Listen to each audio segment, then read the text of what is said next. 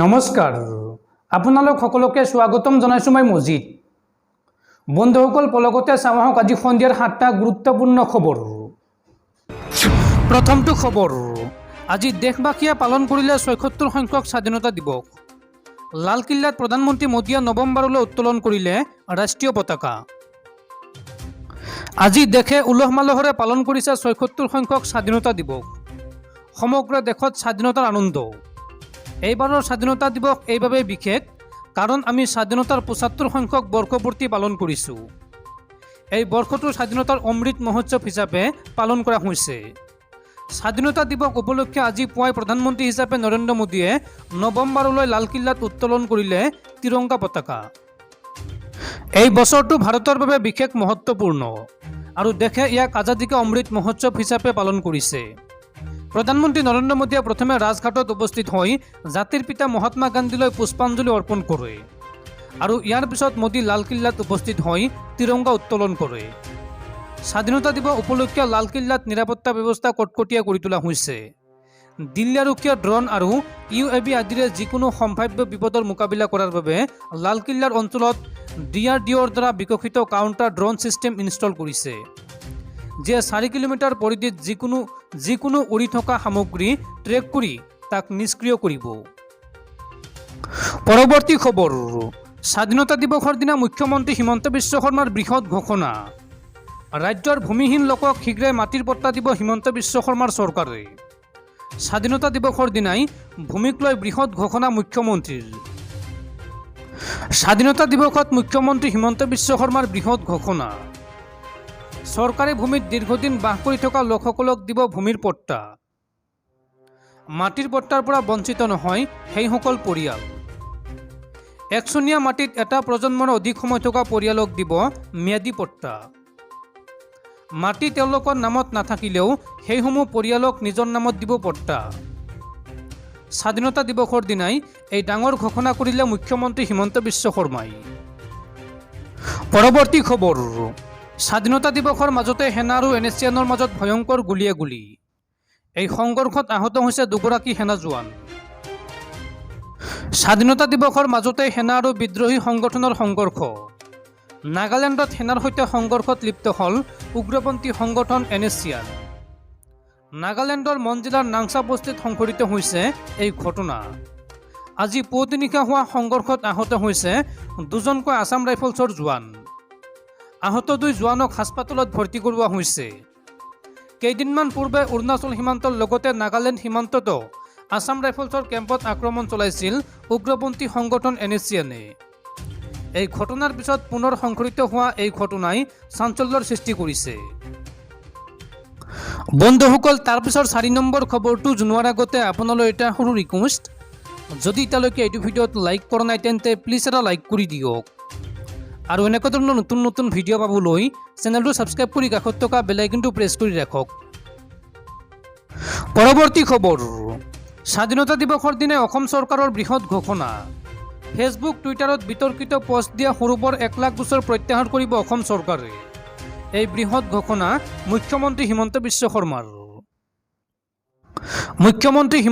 শৰ্মাৰ বৃহৎ ঘোষণা ছ'চিয়েল মাধ্যম সন্দৰ্ভত থকা গোচৰৰ অন্ত পেলাব হিমন্ত বিশ্ব শৰ্মাৰ চৰকাৰে 1 লাখ বছৰ প্ৰত্যাহাৰ কৰিব ৰাজ্য চৰকাৰে ফেচবুক টুইটাৰত বিতৰ্কিত মন্তব্য দিয়া সৰুবৰ 1 লাখ বছৰ প্ৰত্যাহাৰ কৰিব চৰকাৰে 2022 চনৰ 14 আগষ্টৰ মাজনিশালৈকে ফেচবুক টুইটাৰত বিতৰ্কিত পোষ্ট দিয়াসকলে পাব ৰেহাই সৰু সৰু গোচৰত অভিযুক্ত থকাসকলৰ গোচৰ প্ৰত্যাহাৰ কৰিব হিমন্ত বিশ্ব শৰ্মাৰ চৰকাৰে 1 লাখ গোচৰ আনুষ্ঠানিকভাৱে প্ৰত্যাহাৰ কৰিব ৰাজ্য চৰকাৰে ন্যায়পালিকাসমূহে গুৰুতৰ গোচৰসমূহত ভালকৈ গুৰুত্ব দিয়াৰ বাবেই এই পদক্ষেপ গ্ৰহণ কৰিছে চৰকাৰে ধৰ্ষণ হত্যাৰ দৰে গোচৰত অধিক গুৰুত্ব দিব পাৰিব ন্যায়পালিকাই যদি এই 1 লাখ গোচৰ চৰকাৰে প্ৰত্যাহাৰ কৰে তেন্তে ধৰ্ষণ হত্যাৰ দৰে গোচৰত অধিক গুৰুত্ব দিব পাৰিব ন্যায়পালিকাই এই মন্তব্য কৰিছে মুখ্যমন্ত্ৰী হিমন্ত বিশ্ব শৰ্মাই পৰৱৰ্তী খবৰ ৰেচন কাৰ্ডক লৈ কেন্দ্ৰীয় চৰকাৰৰ বৃহৎ ঘোষণা ৰেচন কাৰ্ডক লৈ কেন্দ্ৰীয় চৰকাৰ আৰম্ভ কৰিছে নতুন সুবিধা কেন্দ্ৰীয় চৰকাৰে কি নতুন সুবিধা আৰম্ভ কৰিছে চাওক নতুনকৈ ৰেচন কাৰ্ড বনাবলৈ খোজা লোকসকলৰ বাবে সুখবৰ। কেন্দ্ৰীয় চৰকাৰে আৰম্ভ কৰিছে এক নতুন সুবিধা। ৰেচন কাৰ্ড বনাবৰ বাবে যাব নালাগে কোনো কাৰ্যালয়লৈ। চৰকাৰে আৰম্ভ কৰিছে কমন ৰেজিষ্ট্ৰেশ্যন প্ৰক্ৰিয়া। এই সুবিধা বৰ্তমান দেশৰ 11খন ৰাজ্যত আৰম্ভ কৰিছে কেন্দ্ৰীয় চৰকাৰে। পিছলৈ এই সুবিধা সকলো ৰাজ্যত আৰম্ভ কৰাৰ সিদ্ধান্ত গ্ৰহণ কৰিছে কেন্দ্ৰীয় চৰকাৰে। অসম, মেঘালয়, গোৱা, লাক্ষাদ্বীপ, মহাৰাষ্ট্ৰ, মণিপুৰ, মিজোৰাম, নাগালেণ্ড, ত্ৰিপুৰা, পাঞ্জাৱ, উত্তৰাখণ্ড এই 11খন ৰাজ্যত ইতিমধ্যে আৰম্ভ হৈছে কমন ৰেজিষ্ট্ৰেশ্যন প্ৰক্ৰিয়া। যি স্থানত লোকজন থাকে সেই স্থানৰ কোনো নথি দিয়াৰ প্ৰয়োজন নাই। এখন মাত্ৰ ফৰ্ম পূৰণ কৰিব লাগে। আপুনি দিব লাগিব আপুনি থকা ৰাজ্যখনত থকা ঠিকনাৰ তথ্য। আপোনাৰ ৰাজ্যখনৰ ঠিকনা ভেৰিফিকেশ্যন কৰিব বিভাগীয় কৰ্তৃপক্ষই। ভেৰিফিকেশ্যনৰ পিছতেই আপোনাক সহজতে প্ৰদান কৰিব ৰেচন কাৰ্ড। পৰৱৰ্তী খবৰ, স্বাধীনতা দিৱসৰ দিনাই শিৱসাগৰত চাঞ্চল্যকৰ ঘটনা। শিৱসাগৰৰ ডিমত উদ্ধাৰ হৈছে নিষিদ্ধ ঘোষিত উগ্ৰপন্থী সংগঠন আলফা স্বাধীনৰ পতাকা। শিৱসাগৰৰ ডিমত আলফা স্বাধীনৰ পতাকা উদ্ধাৰ। চুকাফানগৰৰ এখন অৰ্ধনিৰ্মিত দোকানত উৰিল আলফা স্বাধীনৰ পতাকা।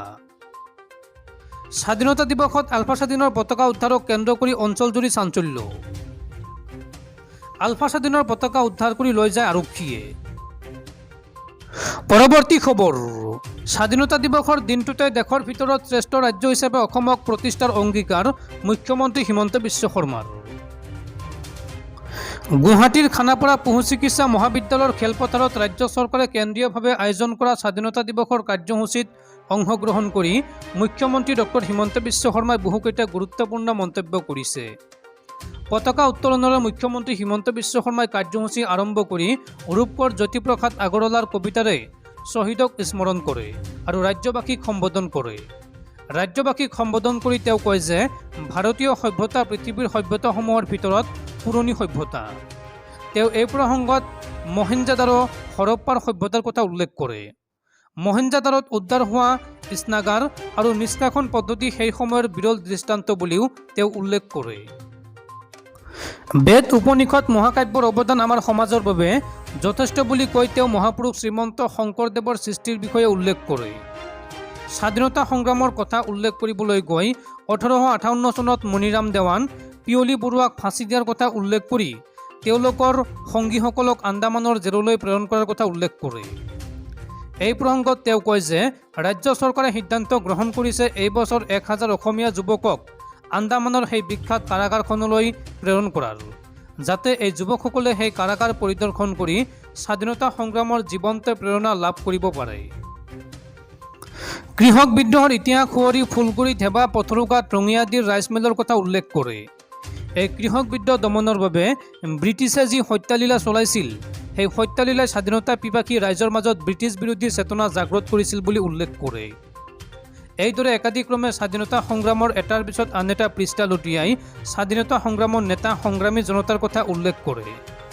ভাৰত ত্যাগ আন্দোলনৰ কথা সুঁৱৰি জ্যোতিপ্ৰসাদৰ কালজয়ী কবিতা 42ৰ পুৱা জ্বলিলে তেজৰ জুই, ক্ষুব্ধ জন দেৱতা জাগিলে ধৰ্ষিত দলিত আত্মা, জীৱা আছিল শুই, বিজুলী প্লাৱনে বিয়পি পৰিলে সেনানীৰ আহ্বান, পূবৰে পশ্চিমে ৰজন জনালে অগ্নিকবিৰ গান। ইফালে ৰাজ্য চৰকাৰে শেহতীয়াকৈ গ্ৰহণ কৰা সিদ্ধান্ত আৰু কাৰ্যসূচীসমূহৰ বিষয়ে উল্লেখ কৰি মুখ্যমন্ত্ৰী হিমন্ত বিশ্ব শৰ্মাই কয় যে 4000 উচ্চ আৰু উচ্চতৰ মাধ্যমিক বিদ্যালয় ইংৰাজী মাধ্যম কৰা হ'ব। 10,000 পকীপথ নিৰ্মাণৰ দিশে অগ্ৰসৰ হৈছে অসম চৰকাৰ। তেওঁ কৃষি আৰু অৰ্থনৈতিক ক্ষেত্ৰত অসমক আত্মনিৰ্ভৰশীল কৰাৰ লক্ষ্যৰ কথা উল্লেখ কৰি কৃষি ক্ষেত্ৰৰ বিভিন্ন উন্নয়নমূলক কাম কাজৰ কথাও ঘোষণা কৰে। 21 আৰু 28 আগষ্টত অনুষ্ঠিত হ'বলগীয়া বৃহৎ নিযুক্তিৰ পৰীক্ষাৰ কথা উল্লেখ কৰি 1 লাখ নিযুক্তি সম্পূৰ্ণ হোৱাৰ কথাও ঘোষণা কৰে।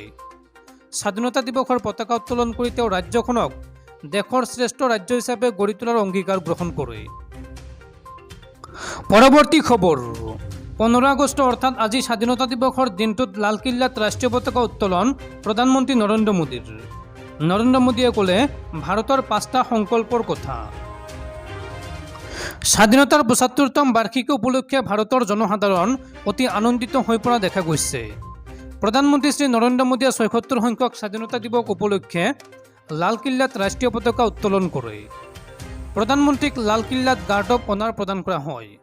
প্ৰধানমন্ত্ৰী মোদীয়ে ৰাষ্ট্ৰীয় পতাকা উত্তোলন কৰাৰ পিছত দেশবাসীক উদ্দেশ্যি সম্বোধন কৰে।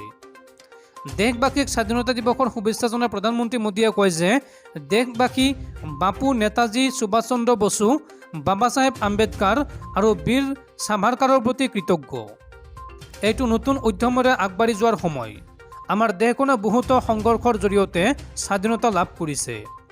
ভাৰত এখন গণতান্ত্ৰিক দেশ। দেশখনে যোৱা ৭৫ বছৰত বহুতো প্ৰত্যাহ্বানৰ সন্মুখীন হৈছে। ইয়াৰ পিছতে নৰেন্দ্ৰ মোদীয়ে ভৱিষ্যত পৰিকল্পনাৰ বিষয়ে এক বক্তব্য প্ৰদান কৰে।